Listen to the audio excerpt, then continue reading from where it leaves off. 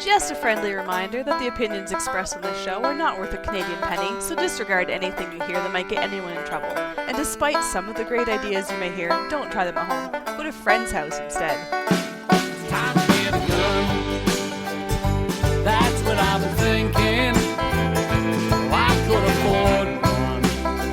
And if I did just a little less drinking, time to put something between me and the sun. When the talking is over, it's time to get a gun. Good evening and welcome to Slamfire Radio episode 658. Today is June 10th. I am one of your hosts, Kyle. I'm another one of your hosts, Kelly. And I'm another one, Adriel. Woohoo. Hey. That was fairly easy and pain-free. Yeah. It's like we've been doing it for 600 and how many? 58 shows? Yeah, it was. Yeah. You know, sometimes it works, sometimes it doesn't. Yeah. Yep. It took that many to get it right. And we still mess it up. We'll still get it wrong sometimes. No, I know we will because that's what we do. Mhm. We started relatively on time. I still haven't gotten a new laptop yet, so I have a monitor over here. So I've been looking this way. It's because the monitor, but the camera is there. So, You say so? anyways, Yeah. Yeah, it's been a month. So, all right, where are we at with this train wreck already? Well, I'm thinking, Kelly, you should lead us off on what you've been doing in guns. Well, it's been a long time since I've been on. I think it's been 3 weeks. So in the 3 weeks, I've traveled across Ontario back and forth several times. This most recent weekend, I was at EOSC, which is in our nation's capital, and did the National Range Day. Lots of fun. It was raining, and it's not because I was there. But we had an ice cream truck, bouncy castles, like we always do. We had several hundred people come in. I was working in the pistol on the pistol line, 5 hours straight of people just coming in and shooting pistols. So I had to clean my guns afterwards. It was lots of fun. Had some prohibs that were being shot too because of C21 and the prohibs. But other than that, fun day at National Range Day. Lots of volunteers. USC did a great job. I just want to say that too. Congrats to them. The previous weekend, where was I? Good Lord. I spent the weekend with the ladies from the CCFR. We went to Ottawa again, and we did the hunting and angling caucus. So we met with our Conservative Party members and the MPs. Then we went to Stornoway and had a wild game dinner with the leader of the opposition, so Pierre Oliver. Great guy, by the way, if you have not met him. I don't know what I'm saying. What'd you call him? Oliver? Yes. Okay. My English. So no, we went to Stornoway and we had a dinner. But so the Hunters and Anglers Caucus, which is led by Blair Calkins. Blaine Calkins, not Blair.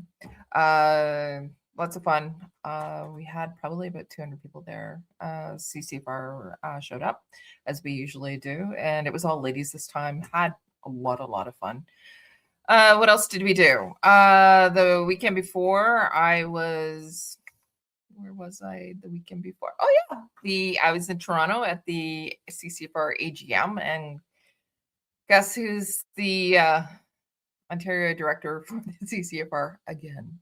That would be me. As well. We also have another Ontario director, Derek Gowan. He is also on the board of directors now, so congrats to him. Had lots and lots of fun.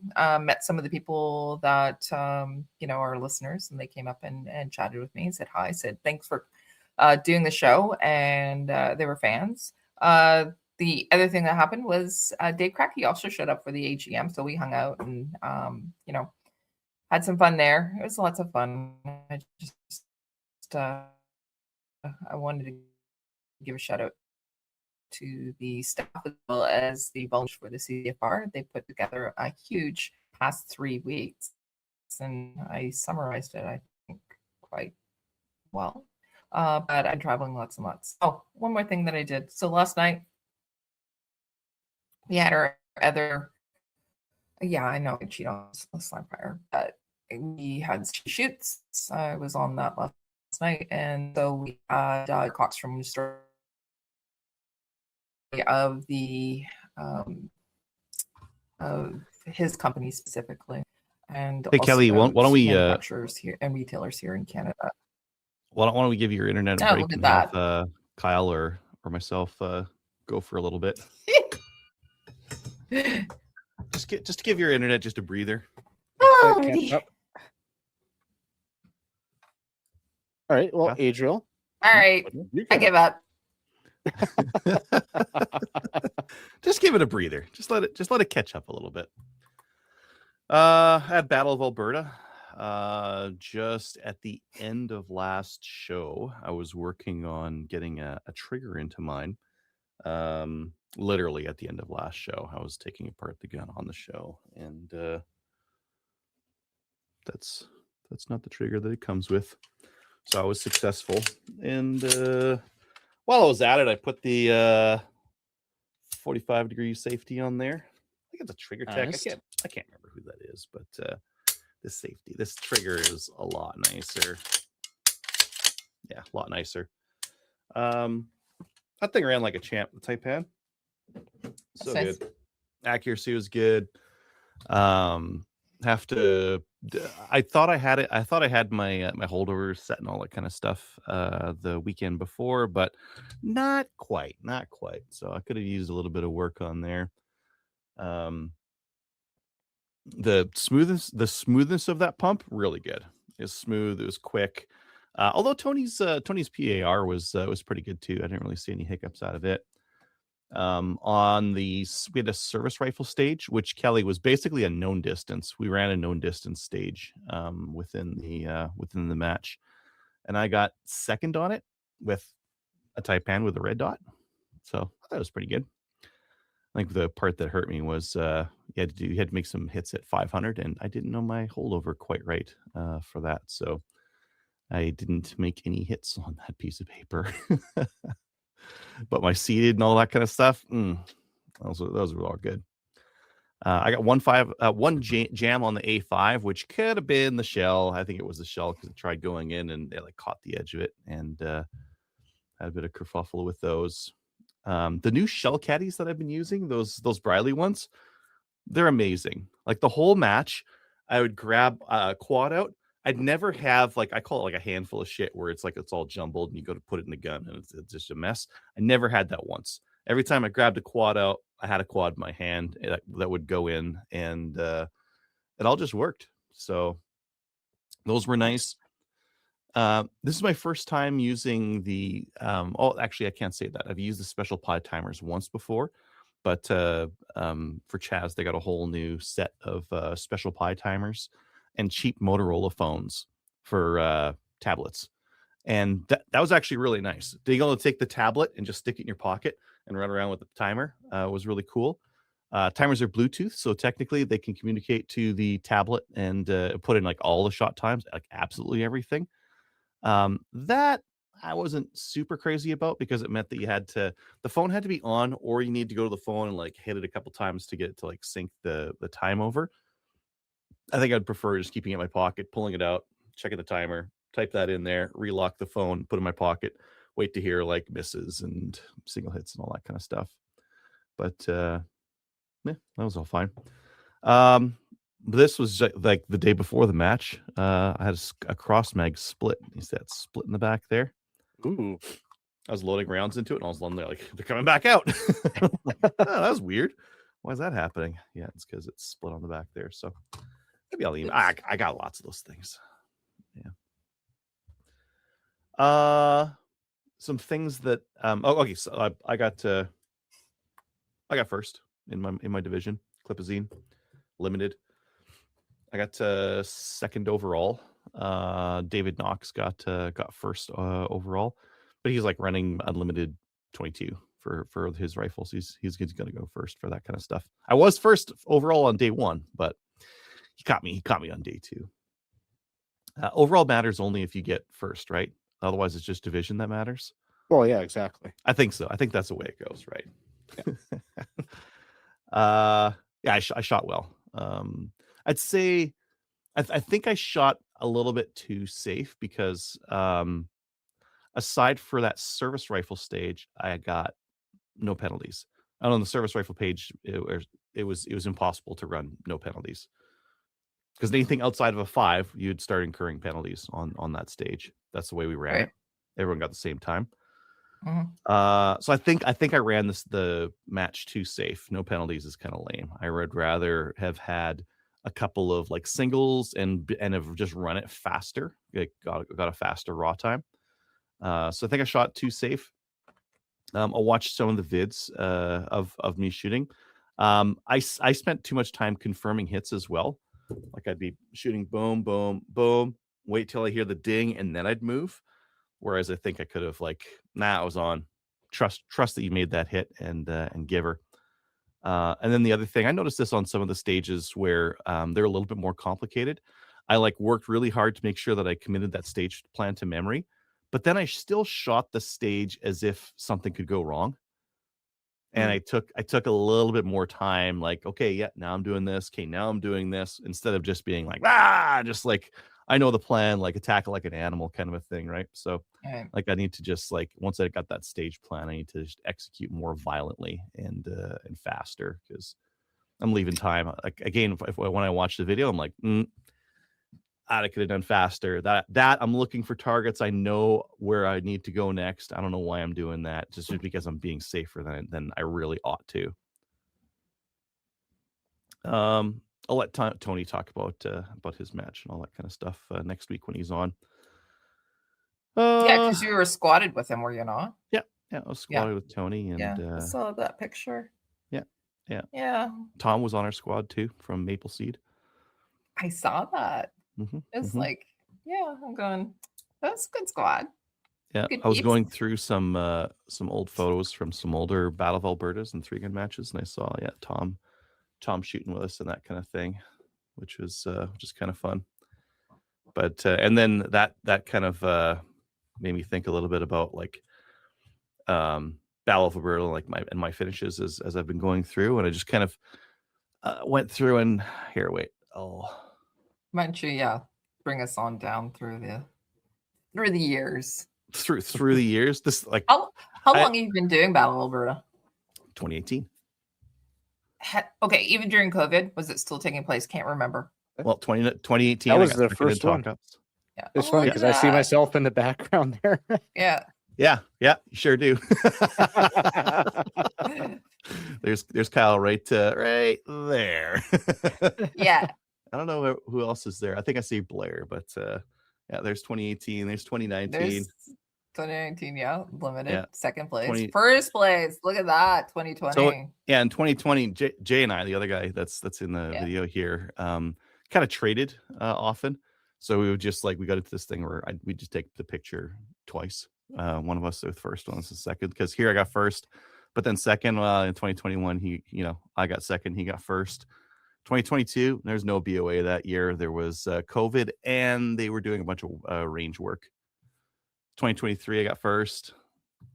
2024, I got second. I don't know where the photos are though. Like I was looking for them, I couldn't find any photos of the finishes. 2025, I got second. What happened with the shirt? This shirt here, it was hot. It was really hot. Yeah. Like you can tell, like this one, it was kind of cold. Everyone's wearing sweaters. Yeah, everyone was wearing the sweaters underneath. Yeah. Then Back to t-shirts with shorts. Yeah.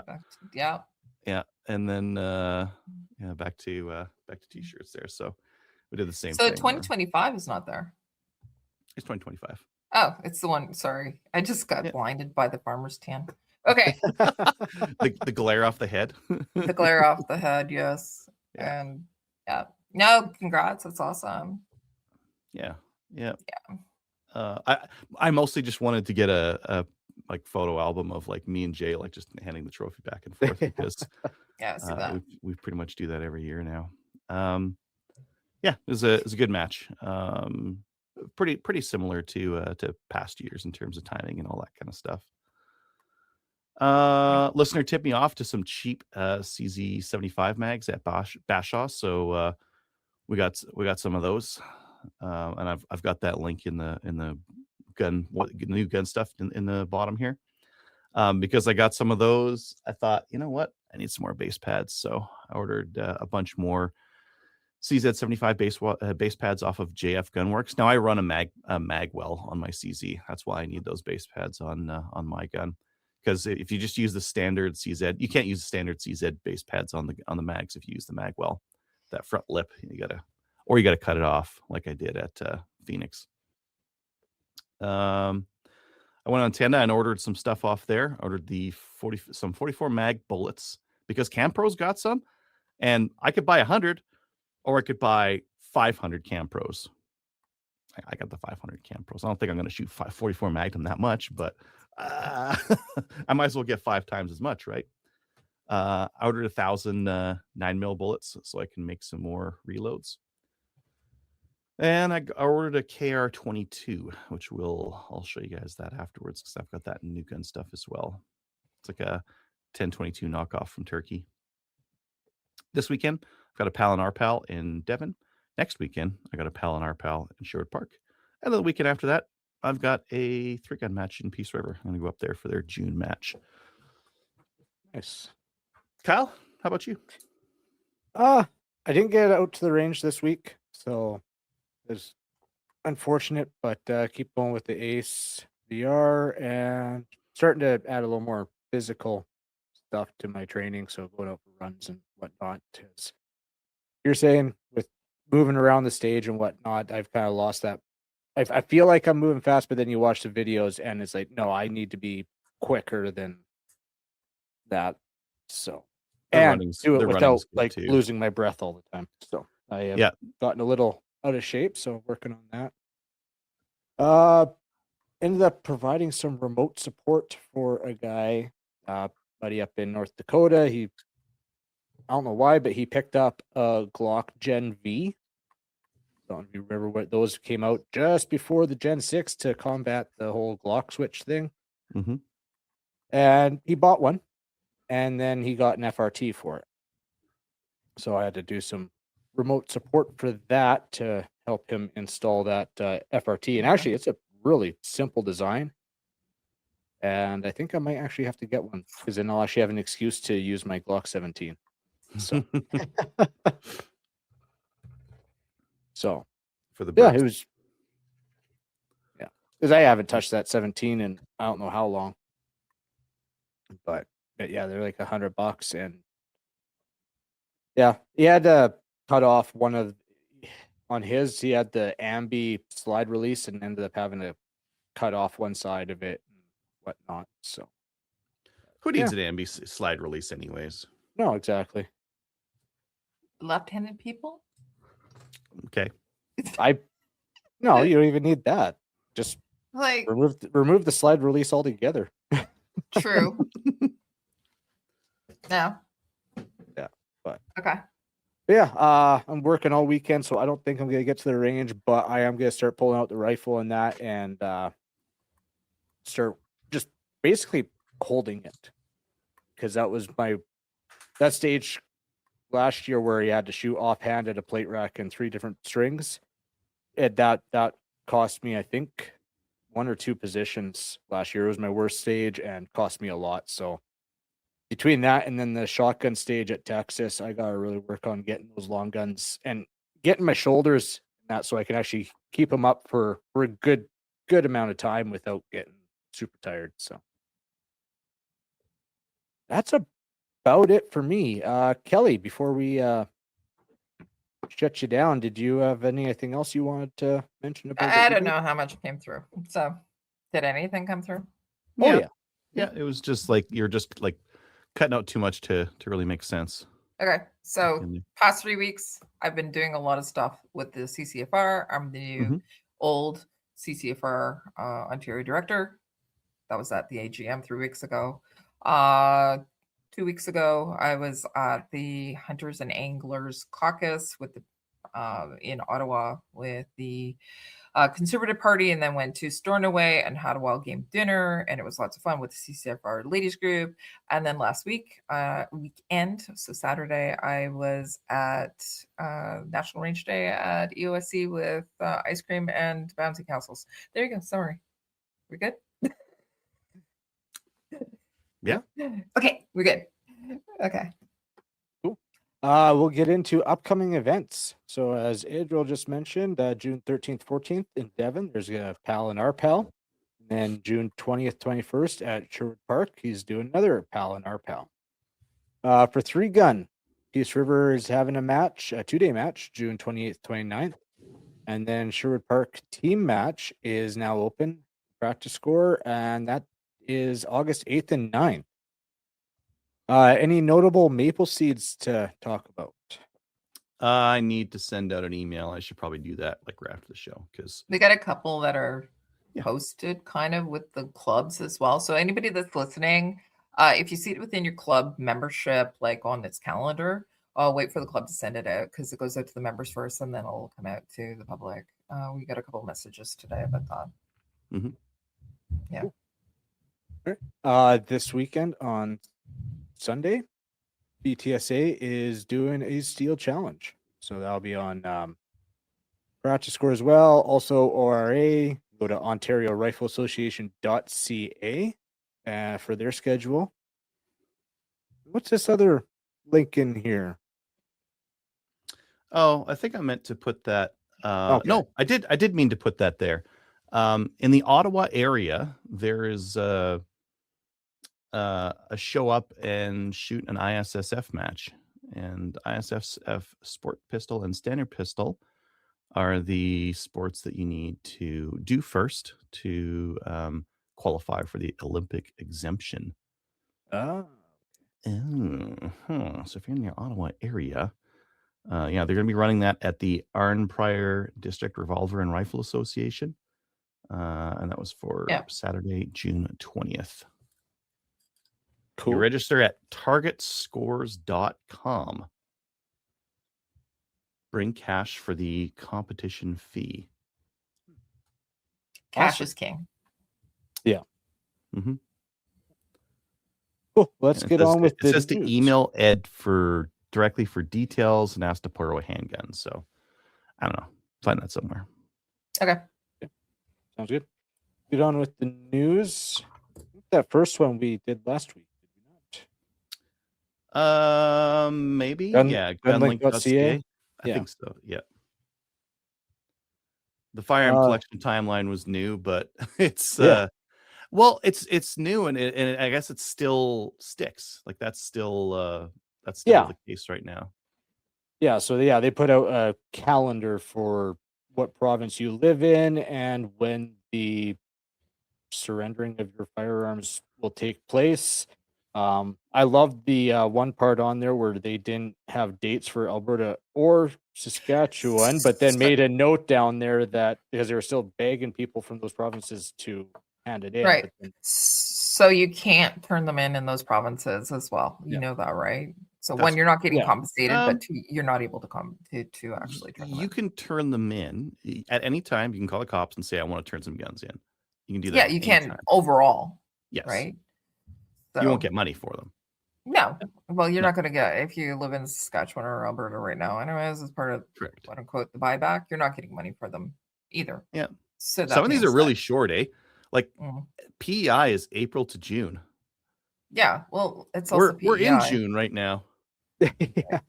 So the other thing is you can withdraw at any time still. And Mhm. I know that we have this on the show notes that are coming up, that there was an announcement and withdraw. I'm going to say it, withdraw. Yeah. And because we have some other shit happening here in Canada that it's Mhm. pretty positive. And, if you turn in your guns, guess what? You're not going to get them back if something else happens. I think basically this, like, if your province is small, you don't get very much time. No. Like the Yukon, June. No. PEI, June. Nunavut, June. Newfoundland, August. I got a little bit more time for them. Northwest Territories, June. Well, they have to get there. Manitoba, July. And then the bigger provinces like BC gets to September. New Brunswick gets to August. Nova Scotia gets to July. Ontario gets to October. That's way longer than everyone else. It's because it has Quebec the most gets till guns as well. September. Yeah. And Alberta and Saskatchewan get none. So they posted this, and then there was an announcement yesterday by the government as well There was also the other thing that was in the news this week was the retailers also they closed out and they determined how many guns were registered by the retailers because they only had a short amount of time too. So it was 74,000 guns. I believe it was 74 or it might have been 73,000 guns that retailers had submitted for compensation to. Remember, they've been holding on to these and a lot of retailers have gone out of business. I think it's about half of the retailers here in Canada that have gone out of business. Yeah, well, there's been the changes in gun laws that have made things hard Yeah. for them, and then the switch to like a lot more people are buying online. That's also been Correct. hard for a lot of the smaller shops. Any Exactly. smaller shop or tactical shop is really under pressure. Yes. Yeah. Yeah. And you have to Yeah. pivot if you So, don't. This press release that the government gave is that the ASFCP, which is the Assault Style Firearms Compensation Program, they're saying over 142,000 have been declared. That's including the business ones because Correct. they're saying 68,000 for the individual phase and more for the business. But I the wonder amnesty. I wonder if the 68,000 is completely accurate because I know that a lot of people have been withdrawing. Yeah, I'm not sure. Well, it's a 68,000 even, so I'd imagine they expected some people to withdraw, and maybe they're changing that number because that seems like that's not a exact number. No, Just it's not odd. an exact. Well, they rounded, right? So they rounded with the retailers. They Mhm. rounded with the individuals too. Sometimes they So- round to the 100, sometimes they round to the 1,000. Mhm. Curious. It is curious. Yeah. Mhm. Anyways, they're extending the amnesty when we were talking about what we thought was going to happen in November. Kicking the can down the road was one of the things that we strongly considered as a possibility, and looks like that's what they're doing. There's that Supreme Court case that's happening, that appeal. We likely would have got an injunction based on that, so it sounds like they're just making the amnesty last 90 days following the date that the Supreme Court renders its decision. I'm actually surprised that they've extended this soon because in the past they've always waited till the nth hour. Then okay, yeah, now we'll extend. Well, there's a couple of reasons why I think that they've extended it because one, they put in all of these dates. I do believe that they want people to turn in the firearms. Let's just be real. But Mhm. a lot of these things are for June. We know that what's going to be taking place is the house is going to rise, right, for the summertime. And then they're going to come back in September as well. And I think that they, because of everything that is taking place in the timelines for the court case, they know that they had to submit now rather than later. The other thing is CCFR was planning to do an injunction anyways, to file an Mhm. injunction. So they announced the amnesty. They know that they have to wait. They have to wait until the same period because you can't rule on something that's already been confiscated. It would be considered illegal, right? Or destroyed. Or destroyed. Yeah. So they knew that because the Supreme Court of Canada ruled that they would have the hearing, they knew that they had to put something into place sooner rather than later. So it was either them that was going to do it or the CCFR was going to file an injunction. And so so when they did the announcement, so did you watch the announcement at all? Anyone? No. No. Kyle? No, Did you- I didn't. So funny enough, Gary didn't do the announcement. Do you know who did the announcement? Was it Natalie? Yeah. Does she have anything to do with the firearms portfolio? I'm just wondering. Well, I know she's the there at answer. everything. Like she likes to think she's Mhm. important, and they just make her feel that way. I'm sure that must have really pained her to make that announcement. Do you think? Oh man, So I'm just saying because what is she the minister of? environment or something, isn't it? She is the minister of nature and the environment. Yes. So why is she announcing that there is going to be an extension of the amnesty period? Why has she been at every press conference they've had about this? Like, Right? Why did she push Gary out of the way the last one? It's the optics of it, right? yeah. But I also think that it did pain her to make that announcement significantly. Really makes you wonder what's going on in there that they like, okay, you know what? Gary's not going to make the announcement. You will. And Mhm. even though everyone knows how much that would just pain her to say. Oh yeah, Mhm. yeah. Polly, if you ever go, if you've been on Twitter today and yesterday, Polly's losing their mind. By the way, just Yeah, saying. they put out a little press release saying Yeah. how upset they were that the government did this. Yeah. So Sean Branch, aka the tenant, he's on tonight just listening, and he said Gary's door is going to be fine in October. Remember they were talking about kicking it in the store. He posted on Facebook today. It was just before we went live. He said he sent Gary a text message and said, "Thanks for making the announcement, Gunners in Canada. Thank you. Your door is going to be fine." So, yeah, lots of good things happening. So, the announcement itself, it doesn't give you a timeline on the extension. It gives you 90 days after the decision by the Supreme Court of Canada. So, what we do know about that is this. So, with the timelines that have been given to the parties, so it's the CCFR, right, as well as the government, the lawyers for the government of Canada, they give a line. The Supreme Court has requested documentation and answers, et cetera, by certain dates. And if you want to go and see what the timelines are like, it is available on the CCFR's webpage. But with that, what we do know is that even the hearing itself is going to be anywhere from January to April of next year. Once they actually have the information, then the Supreme Court of Canada typically takes a long time. Like I'm talking probably about a year before any decision is rendered. So what the extension is, it's 90 days after a decision is rendered, then that's when the amnesty will end.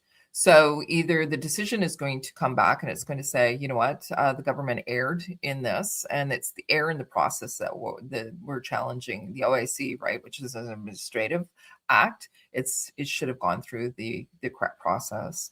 So either the Supreme Court of Canada is going to rule on the side of the CCFR saying that this was done in error, and then it strikes it down, or it will uphold the government's OIC, and then 90 days later, we have to turn in our guns. So, but during that time, the recommendation that I'm putting forth to everybody and anybody that's listening is a withdraw, right?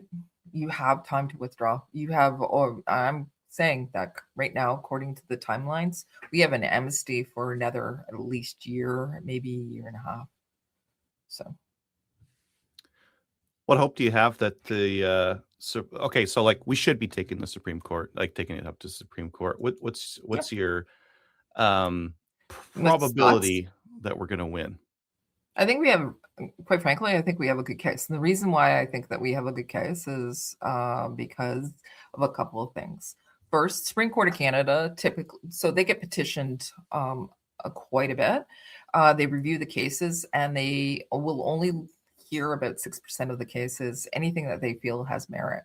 And if you're thinking it has merit, that means that our court case has merit. It does. They didn't go through the due process for implementing something that is affecting so many Canadians. And also there is, so a couple of things that I want to talk about. So there's 3 provinces that have come on board to be, to actually support the CCFR. So we have Saskatchewan, we have Alberta, and now Ontario is also coming on as well. And they don't have to petition the court, so they're automatic, right? But we have other organizations that are petitioning to be interveners as well. Dave was talking to both Rod and Tracy. The ORA is looking to come on board. I think that it's really important that they do, because they have been around since before Canada was even a country, right?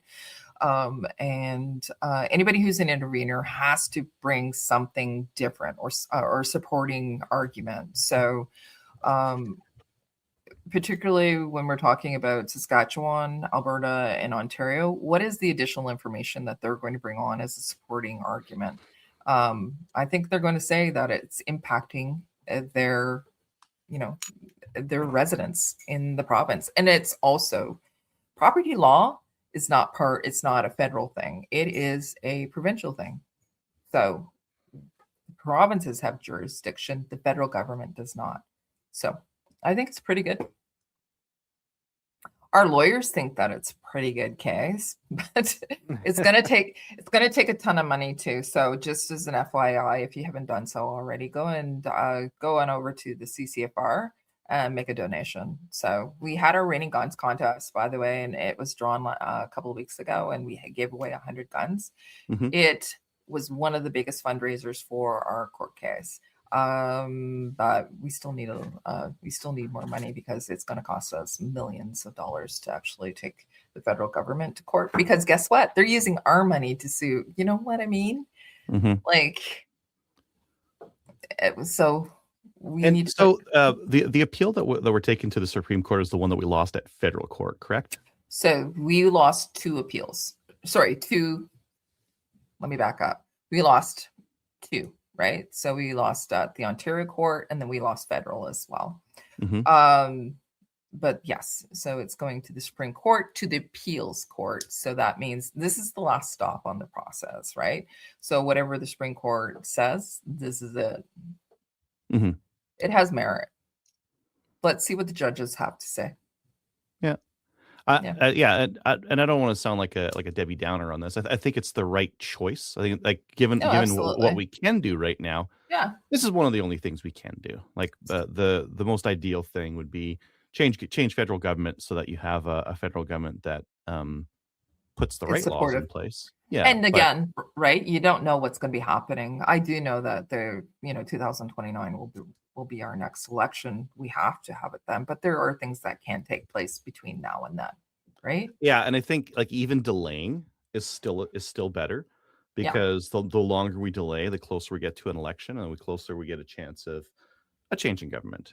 So the other thing that's also, I think this is also a way for the federal government to save face too, because if the Supreme Court of Canada says, you know what, you erred, right? Yeah. Do they want to put all that money? Because how much money have we already invested, and how many guns have they collected? Yeah, I have low expectations of Canada's court system to do any. I'm not anything going to that's say anything about our judicial system at all. right. That's probably the right move. I can I can say stuff. Yeah, I have very low expectations of Okay, our judicial so what system. do? Do we just roll over and die? No, we're No, going to I continue to move think forward and take this as up to.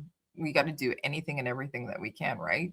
Because if yeah, not, and like I said, I think given what our circumstances right now, I think taking it to the Supreme Court is the correct choice. absolutely. I don't have a lot of hope in the Supreme Court, but I still think it's the right move. There still is a chance that we win, and at the very worst, it delays, and that's also still a win. Correct. I agree with you. That being said, I'm hopeful, because if you don't have hope, you don't have anything. Okay, I'm hopeful. it's hard to be hopeful. It's hard to be hopeful. Stop. You're such a pessimist. Realist. I would argue realist, but Realist too. I'm very pragmatic. Let's Mhm. be real, right? However, that being said, you gotta have hope, because if not, across the number of gun owners we have, we don't need to pitch in very much. We do all need to pitch in, but we don't need to pitch in very much to roll the dice on winning this, and not roll the dice on delaying it, because we just moved it from October 31st until maybe sometime in 2027, maybe later. Like, we're who knows? Who anticipating knows? it's going to be 2028 before we get a decision. Yeah, the government, the in feds 90 days. seem to think that it's going to be next year, but next year when? Like, Have you like, I've gone through a court case recently, and it was May of last year, and I just got the ruling yesterday. Like, yeah, so no. yeah, a big Mm-hmm. delay is a good thing. Yeah. Both Okay. good options. Okay. Yeah, That's my let's, thoughts and opinions. Mhm. Not that, and this is purely for entertainment, so don't take it for gospel or God. Although I don't believe in God. I'll just move on. Stop talking, Kelly. Stop talking. Thanks for sharing. Let's Let's talk get on about guns. to new gun stuff. Yeah. Yeah. This first one here, I think this is a Tony entry. What do you get? What about you guys? You guys think? Oh, Tony God. put this in the show That's notes? a toss up, but Tony's actually watching, but Hi, Tony. yeah, the Springfield TRP now comes in an aim point A cut, so you can get a really low aim point. Is it COA in there? Yeah, aim Yeah. point COA. And in fact, it comes with the COA already installed, so nice and low. And if you can kind of see there, like here, can I zoom in on that thing? No, that zoom doesn't do anything. I hate web pages that do that. But that red dot, it kind of like locks into the rail. It kind of has like it's lower Yeah, in the see that? bottom there. Yeah, so it's not coming out of there.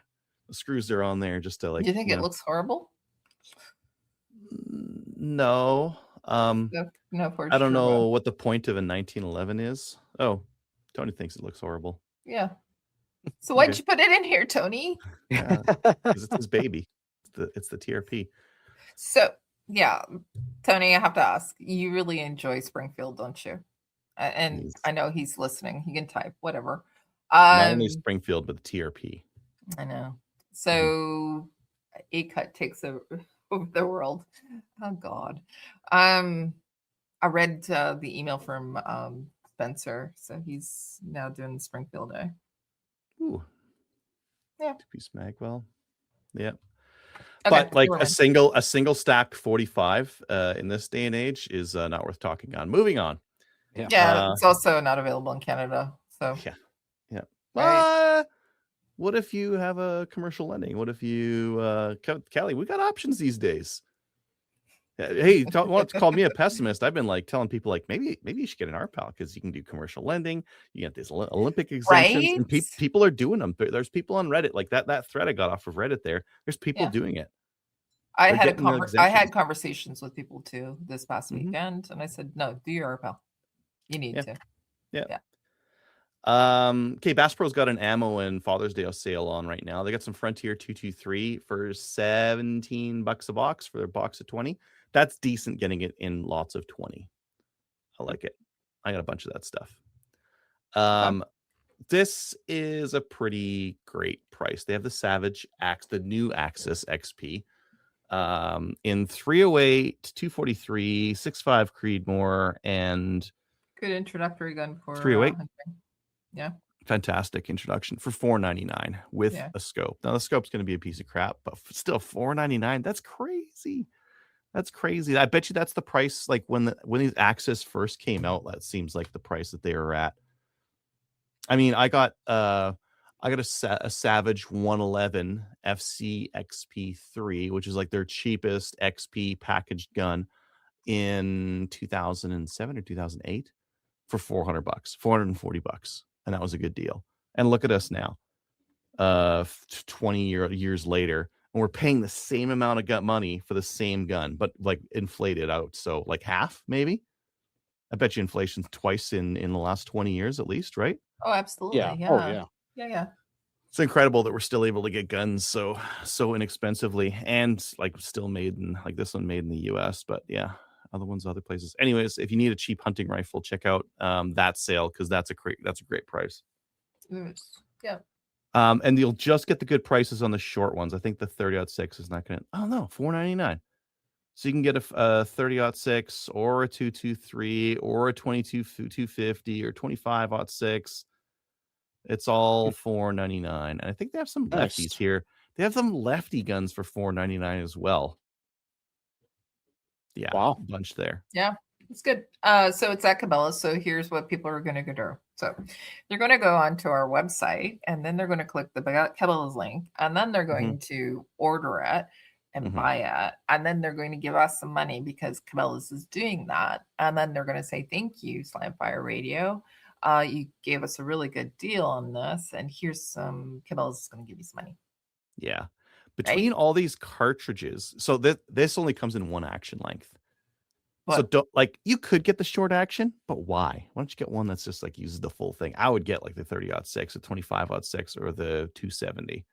And I like 6.5 Creedmoor, but if I wanted something 6.5 Creedmoor, I'd probably get the 270 because it's.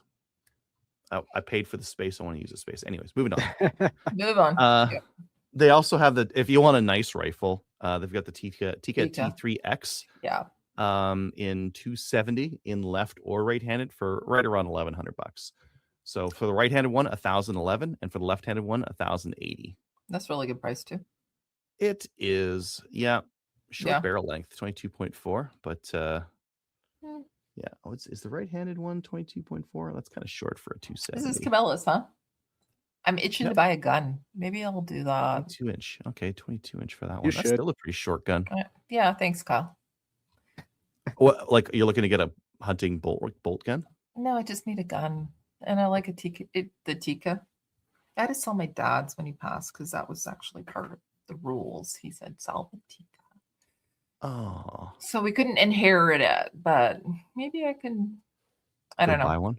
Go buy one. 270 is a great cartridge. I mean, it's It is. the recoil's not bad, and it's nice and speedy. Not that you need it for where you're hunting. No. You just need something that can shoot from the hot 50 tub to yards. the deer. And Off the deck with my hair in a towel. yeah. Yes. Well, I tell you what, a 22-inch barrel would be nice and handy. And I would say, like, for people who are looking at a bolt gun, like that Savage Axis is really hard to beat on price and Yeah, it is. performance. And the Tika will give you the same accuracy, but give you like a much nicer bolt feel on it. It Yeah, won't it have will. like a It's hanky let's be janky real. kind of It's a bolt. better gun. However, that being said, Better in how, like in accuracy, they're going to be the same. They both fire the same cartridge. They're both scopable.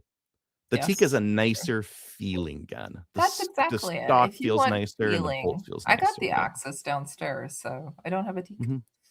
The Tika's Although- nicer. And when you pick it up, you're like, That yeah, is this correct. that's It's a nicer little bit gun. more Gucci. But then you're going to pick up the mag and you're like, what the fuck? How do I only get 3? Why? It takes up so much space. Oh, why'd you guys go single snap anyways? Yeah. Well, I you think don't. it's- Okay, let's be real. You need more than 3. Well, no. No. No. You don't even need more than 1. So We don't talk about needs on this show, just once. do you want more than 3?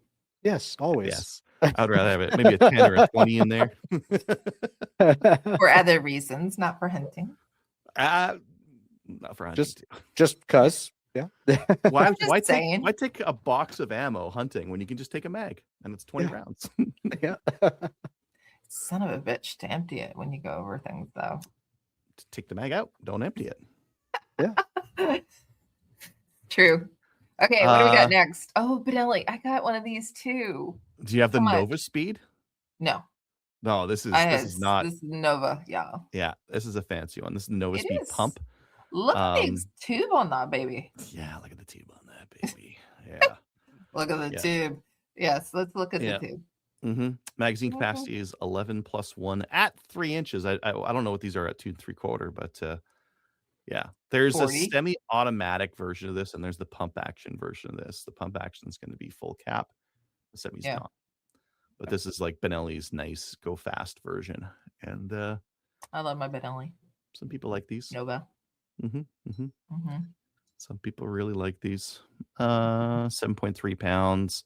I know Oh. guys that like down here, like you can't get that down here for some reason. Why? And like guys running something to do with the magazine or something. Like one of the guys, Ross Haney up in Albuquerque, he's going to Worlds and he would die to get his hands on one of these. Like as far as the pump world goes, people want that shotgun right there. Yeah, for Well, if yeah, you I could shoot would like think M6 so. shotgun or something, that would be Yeah. very Yeah. nice. Yeah, I but for like some that. reason they can't import them into the States. I wonder Foreign why. made gun with a big tube on it. The magazine capacity is too high. That's my guess. Yeah. It's I know it has something so- to do with the magazine too. So because it's 11, right? Too many. Yeah. At 3 inch. Anywho, that's neat. Here it is. I I'd will buy it. now unveil something Put it that out. you should also buy, Kelly. 15. Oh Jesus, what? No. Ready? Yeah, let's go. Bashaw Sports Yeah. has CZ75 mags for $31.49. Yeah, that's a good. And price. these are the good ones, the Metgar ones, the full metal plastic base Mhm. pad. They only have 3 left. They are. Well, I wonder if they have 3 left right now. It says 3 left. I just loaded it. Okay. Yeah. We'll go on and buy Yeah, because I need a few more. Well, you know what? You I need got a- you about need a I few got more. about 20 of them. I don't. Oh. really. Well, then you don't need a few more. I mean, like these are So- the ones that are. Come on! I know you have some CZ75 mags on this website. They also So have some other ones that are 37.49, but 31's like fantastic. it's a really good price. Mhm. I could always use more. Yep. Okay. You should get more. Oh God. Get some base pads for them too. Okay. I might have got one of these. This is the Crawl KR22. Yeah. It's $219 and it comes with 500 rounds of Aguila 22 standard velocity. Kelly, I couldn't help myself. I couldn't help it.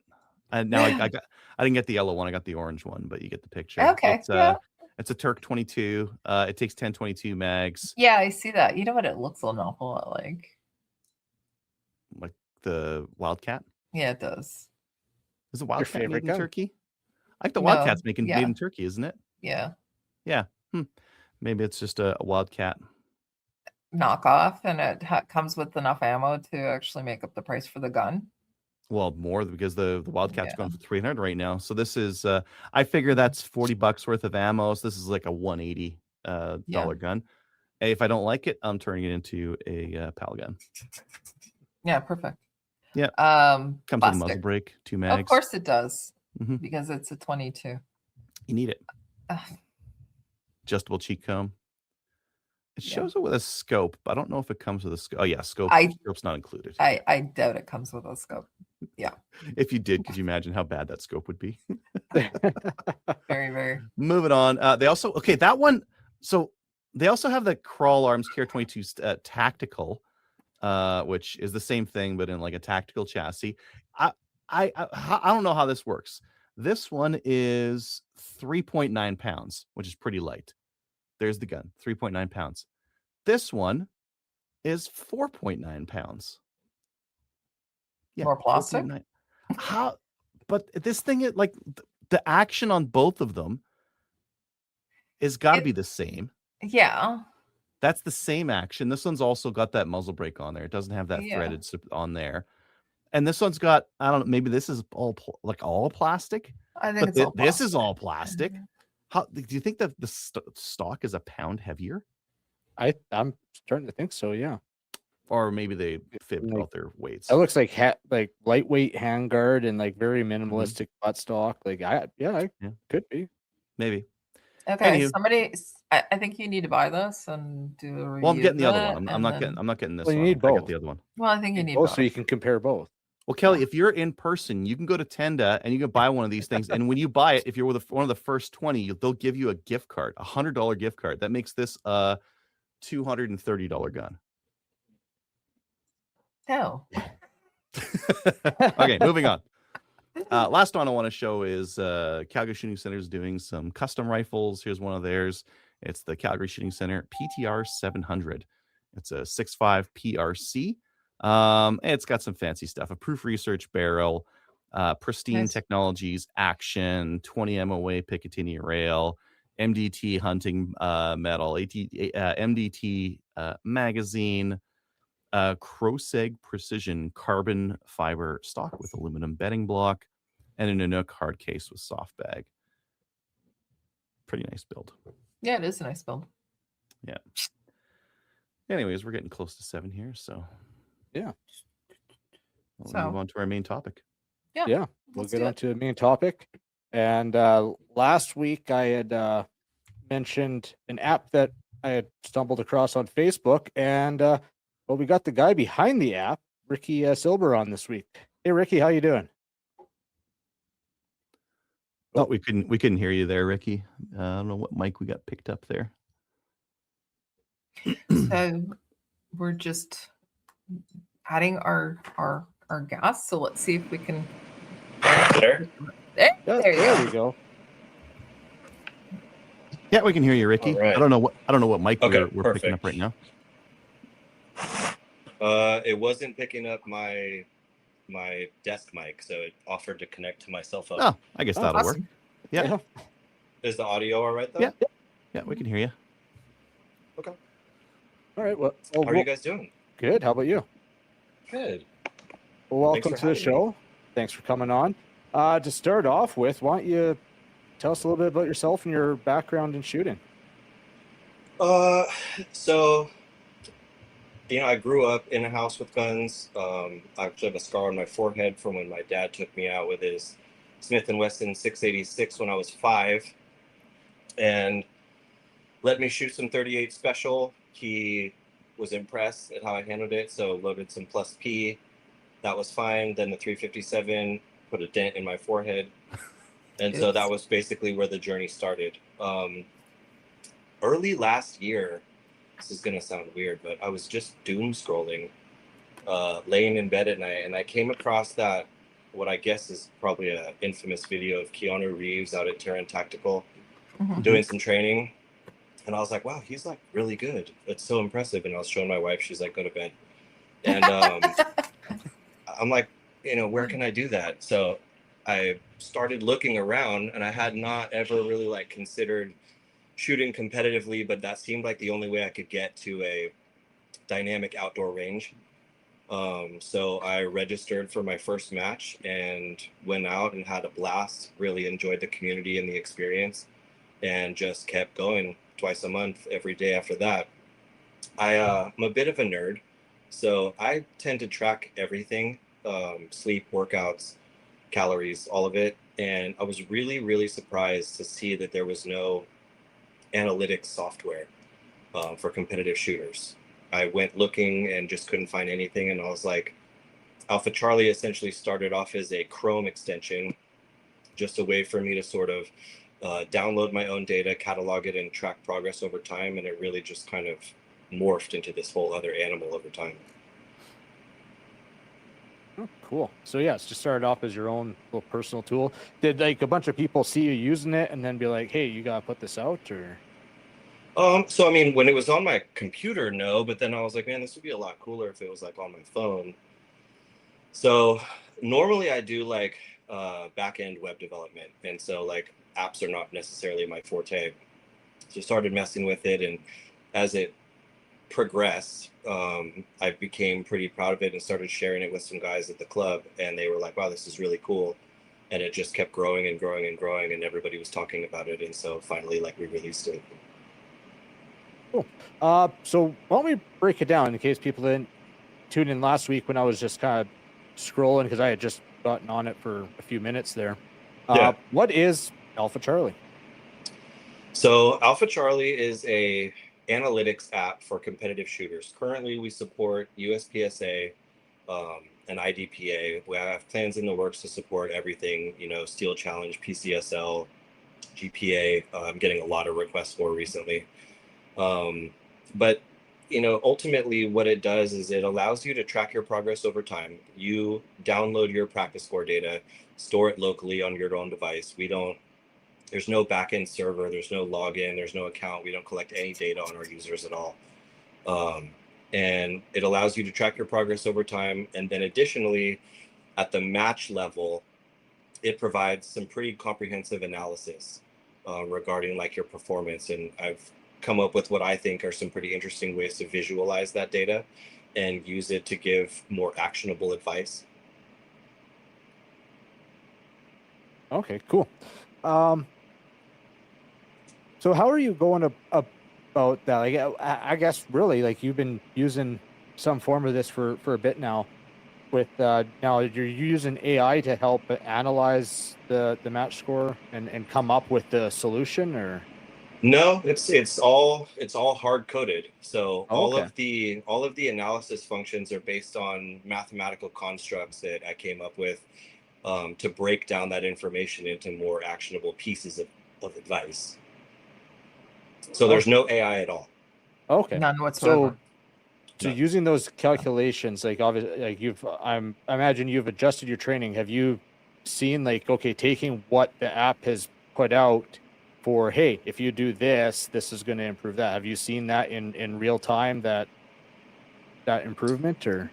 I have with myself, but also you have to understand that like I started last year, so I feel like the progression is sort of going to be inevitable. You know what I mean? I don't want to oversell it. So yeah, like my match results have gotten better. What I really find it useful for is when I'm pushing the limits of my own capability, understanding where my game is basically breaking up, right? Like where I'm going too fast and I'm really losing a lot of accuracy. Alpha Charlie identifies that pretty quickly, and I realize where I'm kind of at with regards to like my own personal threshold for performance. And when I get to those little plateaus, then that's a signal to me to like slow it down a little bit, work on my footwork and transition game, and get back into the accuracy. Okay, cool. And what kind of feedback have you gotten? Like, I imagine your local crew is running it. Matt, like, what kind of feedback have you gotten on it? Everybody likes it. What's cool is that, I don't know, my experience has been that the competitive shooting community is so friendly and open, and so most of the feedback that I've gotten is positive, but I also take a lot of feedback with regards to like what people would like to see. So like, for example, I had never considered, we have a head-to-head analysis feature that allows you to basically like break down the roster by your division or overall, and then like see how you're performing against various other shooters. And like quite a few people asked me if we could filter that down by classification, because they wanted to see how they were performing just against A-class shooters or just against, M-class shooters. And so I was like, well, at the end of the day, it's really all just database manipulation, right? So like that was a fairly easy feature to implement that I got a lot of great feedback on. Okay, cool. I'm going to ask the question that probably a lot of people who haven't looked at it are going to be asking. Yeah. So you can do analysis through the Practice Score Competitor app. I mean, you're doing it yourself. It's not just plug it in and play. But what kind of, as far as the data and analysis, what kind of sets Alpha Charlie apart from the Practice Score Competitor app? My personal experience with Practice Score Competitor is that it is a great tool, but it is not easy to use. Most of the good features of Practice Score Competitor are not very obvious. I think that their engine is great, but I think that their user experience is lacking a bit, and I think that may change over time. I think where we really stand apart is presenting that data in a easier to understand way. And I've sort of prided myself on, taking the mathematics behind your matches and coming up with new ways to illustrate that visually that Practice Score Competitor is not offering. That being said, I think that Practice Score Competitor is a great option. Well, and I agree with you with Competitor. It can be a challenge. I feel like every time I go to a match, I have to relearn how to use it, to play in some what ifs on it. And after I've done my 3 for the trial for Alpha Charlie, and I was very impressed with really how easy it was, and also just automatic, like, oh, you uploaded the match, okay, here's the analysis of the match. That was really cool to see, and really interesting. Yeah, I mean, the analytics engine that I wrote is basically like a very large list. It's about 60 what if scenarios, and based on, not to get too nerdy about it, but based on the greatest differences between you and the top of the field, it selects just a handful of those to highlight sort of like where your game was lacking compared to like the people who were at the top. So it does take a lot of the guesswork out of like trying to play what if scenarios on your own. It's sort of a more broad overview regarding your performance against, the top 5, top 3, depending on where you ranked. It will adjust the calculations, showing you like, where you need to be or what you could have done in order to gain another place, rank on top, beat the field. It's basically a gigantic what if engine. Right. So for the analysis side, like, I haven't done it with the Bluetooth timers. You can get the Bluetooth timers that sync up, so every split is recorded on the Practice Score results. If you are to a match like that, is there some different analysis that the app provides based on the different splits and whatnot? That is something that I'm working on. The challenge is that not every club and not every match is capturing and uploading and providing that data. So, when I need a bigger sample size, basically, in order to like really dial that in. But yeah, I mean, that is part of like our growth trajectory, is to incorporate some of that stuff as well. I have a question for you. When did you go Sure. live with the app? Well, of course I have questions. It's what we do. So, Fair enough. So when- I want to. It's a little less than 3 months ago. okay. So currently, right now, how many users do you have? There's a little over 2,000 downloads and a little over 300 subscribers. Okay. So you're looking for more data so that you can, essentially. Well, And like for why not? example, I built it for myself, and what my Yeah. club offers is, USPSA matches and IDPA matches, and so that was easy. But as it's gotten more widespread, I get a lot of feedback from people saying like, "Hey, my club is phasing out IDPA this year. We're moving to GPA," and so I'm doing a lot more research in terms of like how we can support those other shooting disciplines. Other shootings. Yeah. Okay. So the other thing that I wanted to know is, okay, so this is not your job, correct? Correct. Okay. Well, so you sound like somebody who does a lot of formulas and a lot of. So, What do you do in real life? Right now, I And Deb, he am. mentioned there. Right now, I am the lead developer for a mortgage software company, Oh, perfect. So which is not super exciting, but no, but know. you're a smart man who's done some development of software and that. the so skills translate. yeah, I the basically skills live do in a translate. world of database management. Yeah. So this is awesome. I think this is great, and you're absolutely correct. Practice score is great, but it's not intuitive for a lot of people. And if you can, it's something that you felt that there was a gap in, right, for your own training Right. and your own stuff, and you decided that you wanted to bring it to other people. I think this is awesome. It has a pretty steep learning curve, practice score competitor, and I Yeah. think for that reason, a lot of people are not using it to its full capability. Yeah. And what I really wanted to do was make it easier to analyze your match data. Well, I think you definitely did that with it just being automatic as soon as you upload the match. That's for sure. Yeah. This is it's going to be hard, but it would be cool if it got more support for 3-gun. It's going to be hard because 3-gun is, the rule sets are all over the place. Yeah. The big one that most people do is USPSA multi-gun, which is going to show up as a time. There's no hit factor in it. There's going to be it's going to show up as like a time plus penalties typically, Sure. or a points per stage kind of a thing. Yeah. But that one would be cool. I did run a couple of my matches through Alpha Charlie. Most of them said what I know. I need to run faster. I should fast. I need to reduce the overall raw time. Were you shooting mostly time plus matches? Yeah, time Yeah. plus. I mean, that's the thing, right? Like anything is possible. I mean, do I believe that I can support 3-gun and offer people a deeper insight? I do, but that's just something that I need to work through in my own head in terms of like being able to bring value, right? Like it's not enough to just show how you did time plus compared to everybody else in the field. That is a discipline with more complications, and so I'd like, when we do release something that supports those shooters, I'd like it to be impactful, and I don't want to half-ass it. Yeah, I think it'd be cool if it had you blew the match by screwing up this stage. It Well, does. it did. That. Yeah. Maybe it just didn't show me any of those because I had a pretty clean match, but Yeah. It Yeah, does. no, it it- definitely it shows that for sure.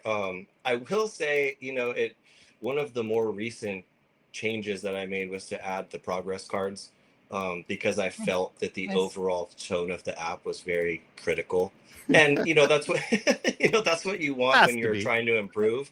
You're But I doing also- better. I wanted to give people a way to see that they are progressing and to celebrate those wins as well. Yeah. So I decided not to be so negative. So what data are you using for those progress cards? Like, what are you referencing to say, hey, yeah, you're improving, or you're dropping off? So I'm using a look back of 5 matches, and we're basically looking at a pretty large matrix of variables against, you know, the field and against your prior performance, and identifying the areas where you have improved.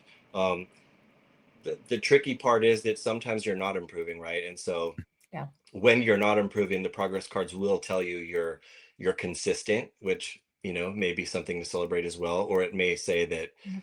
there's no progress being made. Right. Okay. You suck and do better, right? Yeah. I try not to say you suck, although I actually think the community might appreciate that. I think the majority I- of the community would appreciate that. Hey, you're suck and get better. Yeah. I do think the community just wants direct, right? Where am I Yeah. improving? Where am I not improving? What do I need to do better? Right? And how am I going to do that? So tell Right. me how to do it. Just I also think the the community is misunderstood by the general population. absolutely. I know that when I registered for my first match, I mean, man, I was so anxious showing up. I didn't know where to sign up or how to act or what to do or what the things were, and it was very intimidating. And like, you know, I was coming from you know, a background of like playing baseball and other team sports. I sort of expected to be mixed in with all these competitors, and that everybody was going to have this like competitive, like, we're not helping you sort of vibe, and that wasn't what I found at all. Yeah. I mean, you know, people were very, very welcoming and very understanding, and the amount of people that like, you know, took time to take me aside and explain concepts to me or like show me where I could make improvements was really striking to me. And that's one of the things that made me such a fan of continuing on in the sport, was like, you know, it's, yes, it's fun to push your limits, it's fun to compete, but it's also just a cool group of people to hang out with. Yeah, Yeah, we all- absolutely. Yeah, we feel all that way. find that too. Yeah. Yeah. Especially on the helping other people. Like, my main competition was having some rifle problems. I'm like, do you want to use mine for this You match? see that Just a like- lot, yeah. yeah. Oh yeah, Yeah. your biggest problem will be fighting off people trying to loan you their guns. They'll fight each other to loan you a gun. Yeah. I've actually seen, I have not experienced that, but I've seen that exact scenario a couple of times. Guys are just malfunction after malfunction. Somebody's like, hey, you want to just use my spare? Yeah. Yeah. Yeah. The Yeah, community is communities such like a that. wonderful one. And again, so you've gotten into this where you are trying to help people and be better shooters. So Yeah. this is I great. think it's awesome that a newer person to the community, like you said, you've been Yeah. at it for a year, is now, you know, taking the skills and putting out an app that, I mean, how long has this sport been going on? And nobody's put out something like what you're putting out. So, I mean, that's just I proof that found we it need. absolutely shocking. Well, A lot of us practice- just do the analysis the old-fashioned way. We take Yeah. a look at it. We go back and forth and back and forth and back and forth. And like, I left some time here. Okay, my points look good on there. My Mhm. accuracy is bad. Or they use video footage, but it's very manual, right? There's a lot of Mhm. manual analysis that has to go on with understanding how you placed, and what to do to get better at it for the next time. I know Mhm. some guys that are maintaining some pretty great spreadsheets, you know, but they're doing everything manually in order to like track and store all of that information. yeah. Well, our sport is one Mhm. where it is very much labor intensive, and the analysis piece is you're doing your own, right? And so now you're adding something to it. Practice score was also introduced because they felt that there was a gap and a need for it. I think every time that you know, we can move forward, we can use those applications. I think it's great. So I'll just shut up now. Bye. I mean, honestly, I think one of the, you know, if I had to tell you why I think there isn't more stuff like that for Mhm. us, it's Yeah. because the market is pretty small. You know, if people Yeah. want to develop stuff that they can get millions of downloads of, you know what I mean? If you look at I want to say USPSA membership is somewhere around 60,000 members, Mm. something like that. IVPA is half that.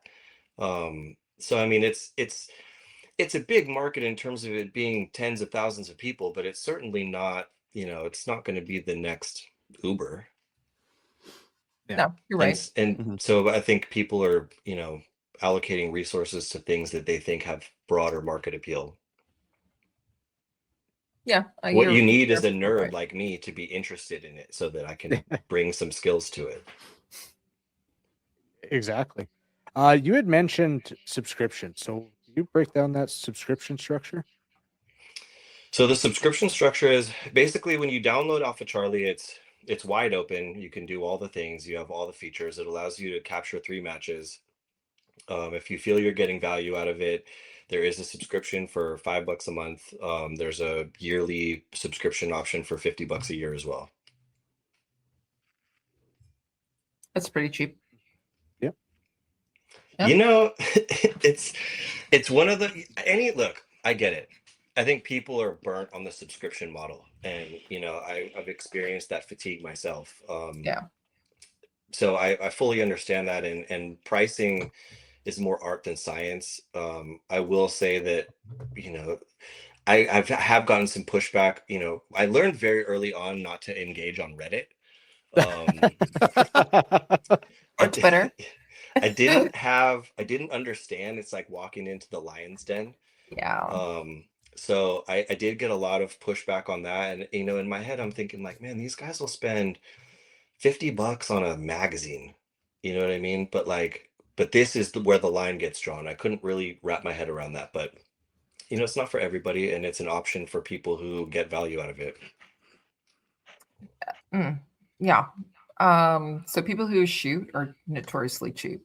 They will spend, yep, just straight up, right? They will spend $50 on a magazine if they want one, and it's like a hen's tooth, right? Or they $200 on backboring a shotgun.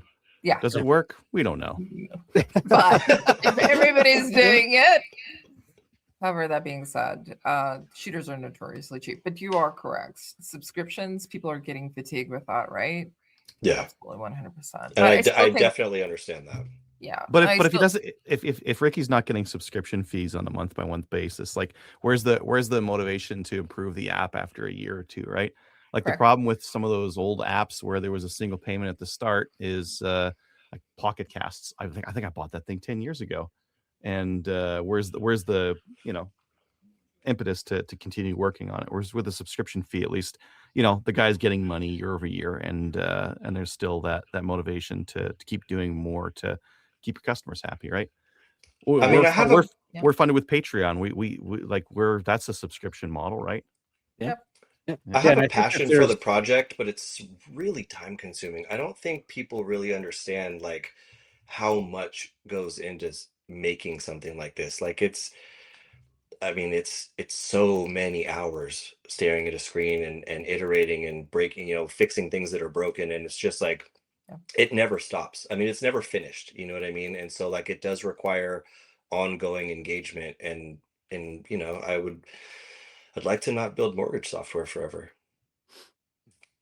Yeah, I could. Oh yeah, and I think Yeah. I think if there is like constant improvements and upgrades, then that does justify a little bit on the subscription. Because I same way. Like get tired of subscriptions, and whenever I see something that's subscription, I kind of get a little bummed. But yeah, if there's that constant improvement, and like it's going to further the app, then yeah, no, absolutely. And so you're not just buying one version of it; it's just an ongoing thing. I can see that. Not only that, but it's a one-man show, and I am here to address the community's issues. I run the Instagram page, I answer the emails, and when an issue is brought forth, I fix it immediately. There was recently Practice Score changed, they migrated their database, and so from your perspective, loading a match, it doesn't look any different, but the way the data is presented was completely different. And I was in Yosemite with my family last weekend, and I started getting these emails, and it was like, it's not loading, my matches won't load, and I'm like, oh my god, what is happening? And there's no service in Yosemite, so I'm like sitting in a cafe trying to figure out what's going on. And it sucks, because when something like that happens, there's this knee-jerk reaction to hate on it. And so like I've got all 5-star reviews on App Store, and I got one-star review, and it was a guy just complaining about that issue. I was like, man, I fixed it within like 4 hours of finding out about it. Like I missed a hike, you know what I mean? Like I fixed it. And so I don't know, I get it, people have high expectations, but also it's like I'll fix it. Just give me the chance. Yeah, I think that's a problem when anytime you're integrating an app with someone else's app, right? You need to that compatibility is always going to come up once in a while. Yeah. And you don't always know there's an issue until somebody points it out. You know what I mean? Yeah. Like it wouldn't have been until the following weekend that I would have shot another match and realized that the problem myself. Yeah. Well, So you're is- not getting updates on updates that they're doing, right? Or what they're doing from data collection, and so I was But gonna for ask users if who have they reached, if you worked with them at all, or if you just had to disseminate their stuff on your own. good question. So I did not work out with them. My understanding, based on what I read in the forums for Practice Score, is that they are mostly hostile to collaboration. So for that reason, I figured it out, basically. And it wasn't easy because they don't. Here's what Practice Score doesn't want. They don't want you to capture their entire database. There's a reason you can't open Alpha Charlie, type in your name, and download every match you've ever had. And I totally understand that. They do not want somebody just scraping their whole database. Our model is very different. How I look at it is your match data is your data. And if you want to download your data and analyze it in a different way, I provide an opportunity for you to do that. Yeah, no, I think that's fair. Yeah. That being said, if they wanted to work with me, I would be happy to. I'd like to fix Practice Score Competitor.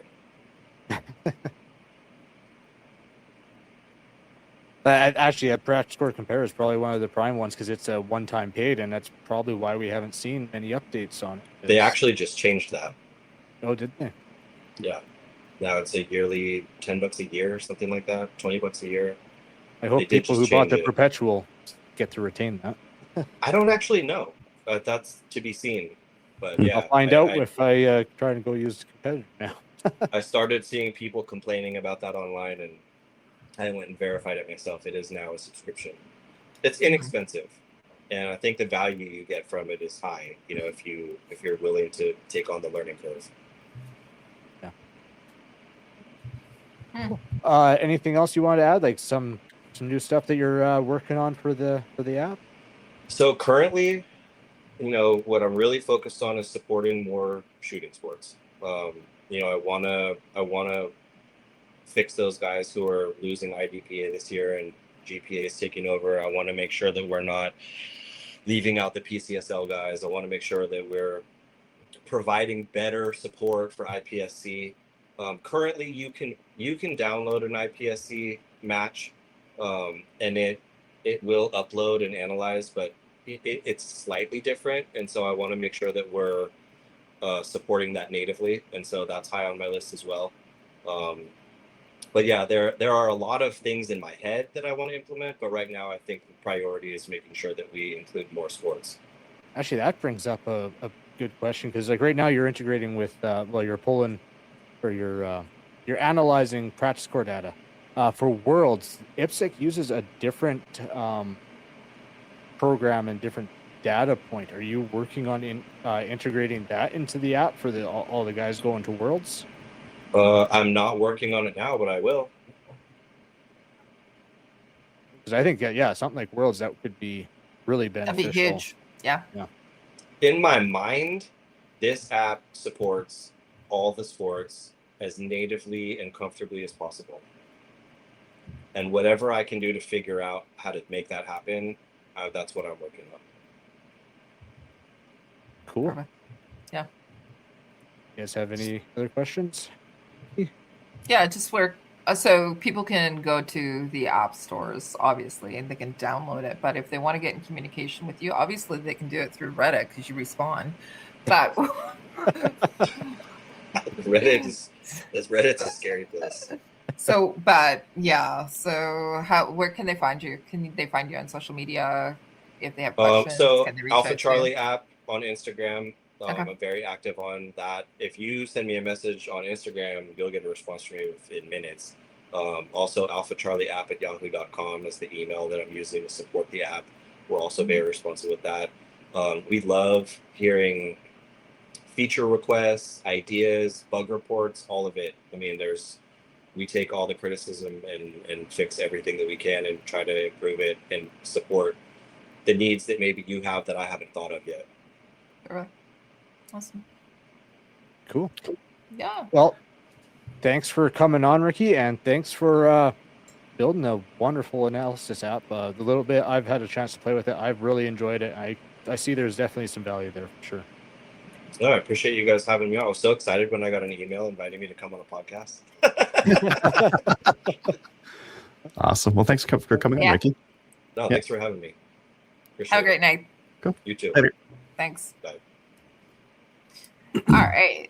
So I did post in the stream comments where people can go and click on and download Alpha Charlie as well. So just go and do that. Cool. Yeah, I think it's really awesome. I think it's cool. And Yeah. you know what? He has not been in the game long, but he's been in long enough to realize there was a gap, and he's using his skill set to develop something. And I think, you know what? I think it's needed. I think it's Well, awesome, that old adage, a fresh set of eyes. right? Fresh set of Yeah. eyes, and now we have a tool that is actually quite. I don't know what you think, Adriel. I know I felt like it took a couple minutes just to figure it out around, and then it's like, oh, okay, cool. No, it's actually quite intuitive and easy to use. There you go. Oh, it was very easy to use. Yeah, I had to get the knack of like going to the results screen and then seeing get the results, but yeah, very easy to use. Yeah, and he's also trying to be very positive for people. That was cute. He said, Unnecessary. Yeah. Give "Oh, us come this on." weight. There's people are motivated differently. Some Mid are pack motivated again, by, huh? some are motivated Yeah. by Seems you you like suck, it there. and others are Yeah. going, "Well done." Do you You're not want to improving. get better? That's awesome, though. I love it. Okay. Cool. Let's get on with emails. We do have one email. Adriel, do you mind reading that? Sure. Hello, Slamfire friends. I just recently acquired a Lipsy's exclusive Ruger RXM COA. After I get several hundred more rounds, I'll send you a review. Dustin, I have not used a bow since I was 10, but an action archery league makes me very interested in it again. I just imagine a VTAC barricade and trying to do a rollover prone with a compound bow, and it gets my Ew. Hawkeye heart thumping. Jesus. I'm picturing that. Adriel, I award you 1,000 points for doing a gun exploratory surgery on stream. Talk later. Be well, Chris. Who is this Chris person? He's interesting, that's for sure. Mhm. He sent us a few emails now. Okay. Yep. All right. Tony's not here, so I will get on with the YouTube comments. So on episode 657, so last week, we got Travis Millhouse saying, "What's for hot snack? Good show, yo." And then Eddie commented on the Slamfire Radio sea shanty. Laughy face at 142. You went there. I think I can think of what he's talking about there, but and then back, Eddie's got a few comments for last week's show. Adriel, you are correct. You guys are technical hosts, the best kind of hosts. And Tony, if you really want a tan-colored SBI receiver, there's always Cerakote. As for picking up online at Bass Pro, I guess you could buy it in the metaverse and pick it up there. When mentioning upland bird hunting with Adriel's fixed full choke CIL 12 gauge, I was thinking of pheasants in Turkey. Yeah, it would reach out and touch them. Yep. And then we got another comment here from Eddie. Rather than creating a whole new software system for archery event sign up and payment, could they not have used existing software such as PracticeScore? That would also have the benefit of online scorekeeping. 25 million seems really low for total number of archers in the world, unless this is only counting competitive archers who are active in sanctioned provincial, state, national, or international level matches. Yeah, I know even like Play Sports tried PracticeScore, and I don't think it ever really took off.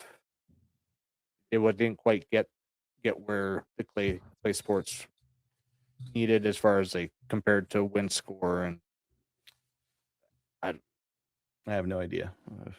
I don't do that kind of stuff. CDL commented on the Gersan testing and review. The coating on the bolt is excessive and tacky. The owner's manual references a 40-round break-in, but I think it's important to correct the issue out of the box instead of relying on where to fix it. On mine, I took 600 grit sandpaper to the bolt where it rides in the receiver, smoothed out the nasty coating, then used grease. Not excessive, but enough to get in there and smooth some things out. Also, out of the box, I disassembled the recoil system and made sure it was clean, no dust or grit, and left a layer of grease in the tube for smooth function. These Turkish guns are not made with quality in mind, and some are just duds out of the box. But usually, if you clean them up, they work fine. Yeah. 600 grit sounds aggressive. Aggressive, yeah. Yeah. So, yeah, they're cheap guns. They're meant to shoot. They're not meant for, but you're gonna have to tune your guns anyways. Put a couple of hundred, or a couple of thousand rounds through it. It'll be fine. It'll be fine. I run this gun as my trap gun with those same Challenger loads you showed. Number 8. It's been great for me. I think I've had a single failure to eject in 500 plus rounds. Much more affordable than the Benelli. If you still have this gun, try sanding off that nasty coating. Mine was super thick, way too thick and tacky. Well, that gun is now with Adriel. And it works fine. Yeah. Yeah, my kid uses it sometimes for matches. Cool. We got a comment from Boxbox 2300 on the new Ruger 1022 from SHOT Show 2026. Says, nope, the most important thing they did all of this and still no LRBHO. What is it? What's an LRBHO? Last round bolt hold open. Oh, okay. Typical Ruger, still waiting to bring the Mini up to date with AR magazine capabilities. Right. We got a comment on the mistaken Winchester, actually an FM trombone pump 22 little clip from, I don't know who this guy is. He seems kind of sketchy, but Trevor Furlot RC. Oh, dude, I love this for you. LOL. Yeah, I had to rack my brain trying to figure out what the heck I was looking at. You saw that, Kelly? What? I had a gun that said Winchester 67 on it. Winchester 67 is a bolt action. It was a pump. There is a Winchester 61 pump. It wasn't one of those either. It was an FN trombone that had been rebarreled with a Winchester 67 barrel and a Winchester stock on it. So I was trying to figure out what the fuck this thing was, and it was like the abomination is what it was. But an old abomination that a gunsmith would have done, because it was like you couldn't tell, like, just by looking at it, that unless you look really closely at the stock and the inletting and be like, oh, that's a little bit rough there. It's because it wasn't the stock for that gun. Anyways, no. But Trevor's watching, so that's awesome. And then he's still using some of his skills. Yeah, I heard that. We got 2 more comments here. Another one on the Ruger 1022 from SHOT Show from Nathan Z. Nice. And then last comment is from Eddie on surprising 5.56 ammo velocity differences in Taipan. Perhaps the Lake City stamp brass be loaded to 5.56 NATO spec. That would give it a little extra. Yeah, that could have been it. Yeah. So interesting story on that. So the Frontier stuff, is Lake City brass, and if you look at their 223 versus the 5.56 stuff, normally when you see 5.56 on the box, it's got a little extra like a little bit more velocity on the box. Cool. As far as Frontier is concerned, no, they load them the same. Okay, question. So totally, I'm going to be honest. If I'm not on the show, I'm not listening. Sorry. Or watching. Okay, so question. Are we talking about the same box of ammo? It was different velocities? No, like it was all over the place, or were we using different ammo? I took this thing out the weekend before Battle of Alberta, and I tried 3 different ammos through it. Okay, now that makes sense yeah. to me. I'm going Team because C gave me right around Yeah. 2,800. The Frontier gave me 2,950, I think, and then the Herders gave me 3,050 out of Okay, a so- 16-inch barrel. And this break was effective. Boy, was it loud! Oh my god! I guess like a 16-inch barrel with a break on it. Yeah, that's a big one. So it was loud. It was snappy. We had someone else running a Ruger American. I think they have like a 16 or a 14-inch barrel on it, and the fireballs, that thing would every shot, huge fireball out of that thing. Well, thank you everyone for commenting on YouTube. Yes, Kelly. No, I was just going to say it's good to hear some of the people that are making the comments and the feedback that they're giving. Interesting to hear. So when I hear the comments, I'm just going to be frank and honest with everybody because that's actually what I do anyways. So some of the comments that we read, I'm going, what the fuck are they talking about? I don't even know where it's coming from or why it's tied to, like happy faces, whatever. However, that being said, the comments that I'm hearing also, there's a lot of them that are really descriptive and it's tied to what's actually being said. And it's really good to hear that feedback. I like it because I was thinking initially, I'm going, well, our shows are really long. What, where's some efficiencies? Maybe it may be in the comments that we're reading, from, their previous shows and on, but I like the fact, okay, you guys have changed my mind. That's kind of weird. Not weird. God. Okay. Fair. You changed my mind. But I really, I do think that it's great that our listeners are giving us feedback, and yeah, I really, I think it's valid. So thank you. Okay, I will shut up now. Cool. Well, as Kelly mentioned earlier, we have a couple sponsor links on our website for Bass Pro and Brownell. So if you're going to order something online from either of those two stores, head over to our website first, click the link. It'll give us a little kickback from your purchase. And sometime in July or maybe August, we'll gather up everything from back to February and we'll read them off here.